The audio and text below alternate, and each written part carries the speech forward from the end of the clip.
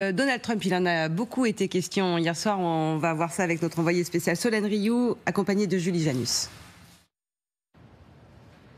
Absolument, la critique de Donald Trump, le danger d'un potentiel second mandat, c'était l'un des fils rouges de tous les discours ce soir, avec en première ligne Joe Biden qui a qualifié Donald Trump de loser. Il a appelé à plusieurs reprises à sauver la démocratie. Sous-entendu, elle serait perdue avec Donald Trump. Il a appelé également à voter pour sa vice-présidente, la procureure Kamala Harris, plutôt que pour Donald Trump, un repris de justice. Une petite phrase assez efficace qui a été réutilisée à plusieurs reprises ce soir et notamment par la représentante démocrate Alexandria Ocasio-Cortez qui a été assez virulente, affirmant que Donald Trump serait prêt à vendre son pays pour $1. Enfin, il y a eu aussi l'ancienne secrétaire d'État Hillary Clinton qui a sans nul doute été la plus cinglante à l'égard de son ancien adversaire de 2016, déclarant que Donald Trump marquait l'histoire en étant la première personne à se présenter à la Maison-Blanche avec 34 condamnations pour crime.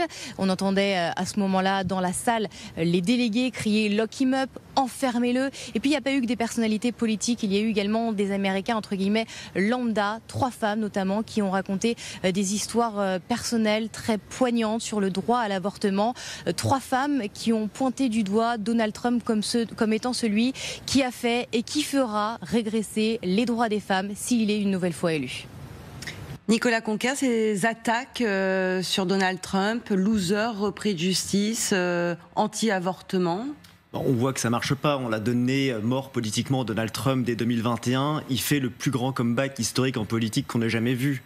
Il est remonté alors qu'il y avait une véritable primaire ouverte. On rappellera que chez les démocrates, le débat a été complètement confisqué au point où Biden n'avait pas de rival et ils ont imposé au dernier moment Kamala Harris qui n'a pas reçu le moindre vote ni lors des primaires de 2020 ni lors des primaires de 2024. Donc c'est le sacre et aux États-Unis on n'aime pas cette notion de sacre divin, elle est projetée sur le devant de la scène.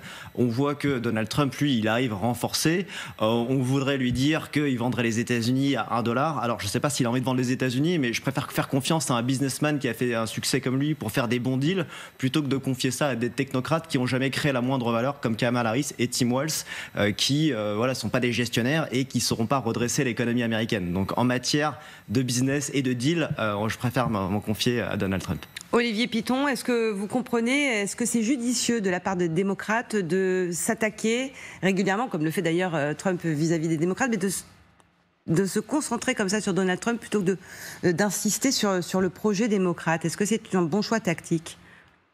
D'abord, on a une progression dans une convention telle de ce type, c'est-à-dire que effectivement, on va avoir au fur et à mesure, on va égrener l'ensemble des propositions de la candidate ou du binôme démocrate, et donc on va avoir jusqu'à jeudi effectivement une montée en puissance. Et l'attaque contre Donald Trump du lundi finalement permet aussi aux démocrates d'écarter une bonne fois pour toutes, d'en terminer avec ce sujet pour en arriver ensuite aux propositions, puisque les démocrates jouent clairement la carte, si vous voulez, d'une vision optimiste de l'Amérique, d'une vision un peu solaire, à l'inverse des républicains qui ont tendance justement à noircir le tableau. Donc cette atomisation, pour reprendre votre terme, de Donald Trump, qui d'ailleurs se trouve dans les deux sens, hein, les républicains font pareil avec les démocrates, fait partie un petit peu du passage obligé pour ensuite en arriver aux propositions. Maintenant, et ce qu'il faut noter, c'est ce qui était dit au début de notre conversation était tout à fait juste, c'est que la société américaine est extraordinairement clivée,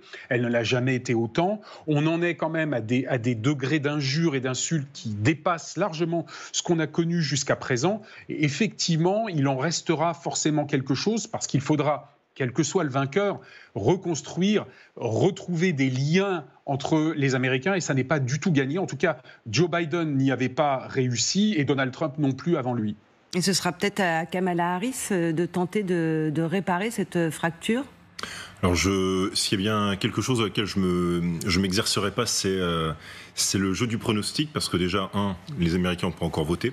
Puis de deux, c'est que la fracturation de la société américaine, elle n'est pas liée qu'à des personnes, elle est liée aussi à un système politique qui lui-même est particulièrement compliqué pour les Européens, à comprendre comment ça fonctionne. Et moi, ce qui m'intéresse surtout, c'est, alors par construction et puis parce que en tant qu'Européen, c'est quelle est la place et de l'Europe et des pays européens et du contexte international dans cette grand-messe, qu'elle soit démocrate ou républicaine. Parce que j'ai l'impression que les sujets qui intéressent, là encore, c'est des sujets qui touchent les Américains au quotidien. Pour l'instant, c'est complètement inexistant. Tout à fait. Oui. Et or, je veux dire, le monde, là encore, retient un peu son souffle ou s'intéresse à ces questions-là. Et les réponses qui sont apportées d'un côté comme de l'autre sont pour l'instant pas forcément à la hauteur des enjeux. Dire du côté républicain, l'histoire de faire un deal avec Poutine dans le quart d'heure, si c'est aussi bon que ce qui a été fait avec la Corée du Nord, je suis pas certain que ça vaille la peine de recommencer. Et du côté de Biden, son succès en politique étrangère, ça a commencé avec le retrait un peu en mode sauf qui peut d'Afghanistan. Donc je suis pas certain que les deux aient franchement quelque chose à mettre en avant comme étant des succès majeurs et concertés. Alors Donald Trump, vivement critiqué pendant la convention, en tout cas l'ouverture hier, et de son côté, il n'est pas en reste non plus, il multiplie les déplacements, il fait toujours campagne, il a commencé par la Pennsylvanie, il a attaqué ce qu'il considère comme les projets communistes de Kamala Harris, et puis regardez ce qu'il a posté sur X ou Twitter, le prix de certains produits qui selon lui flamberaient littéralement depuis que Kamala Harris est aux commandes. Où est-ce qu'il a bien pu chercher ces prix? Il n'y a pas question de parler au conditionnel, c'est effectivement, et ça tout le monde empathique, vous soyez démocrate, indépendant ou républicain, c'est les gens ont noté une baisse du pouvoir d'achat très significative, que ce soit sur l'essence, les denrées alimentaires, sur le coût du logement qui génère une vraie pénurie et des vraies crises. Et aujourd'hui, on a beau se targuer d'une économie qui se porte bien, l'inflation est un vrai problème et est liée au bilan de Biden et Harris qui ont déployé des plans qui ont inondé l'économie d'argent qui ne répondait pas à une production de valeur. Donc il y a une espèce de perte de la valeur de ce dollar et qui va pénaliser en particulier les classes populaires et moyennes. Donc aujourd'hui, c'est quelque chose qui va vraiment affecter les gens et on pose la question, est-ce que vous étiez mieux il y a 4 ans sous Donald Trump ou aujourd'hui? La question, elle est nette et sans ambiguïté.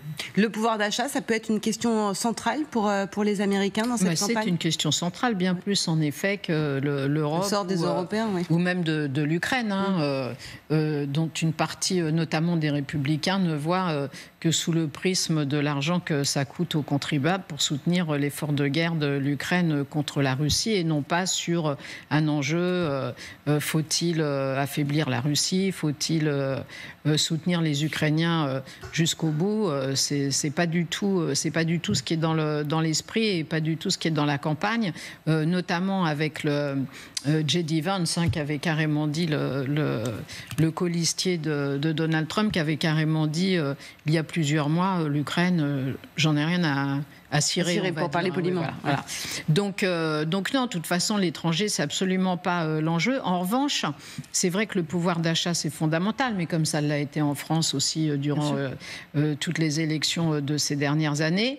L'inflation, quand même, a été jugulée, mais c'est vrai qu'elle a été forte.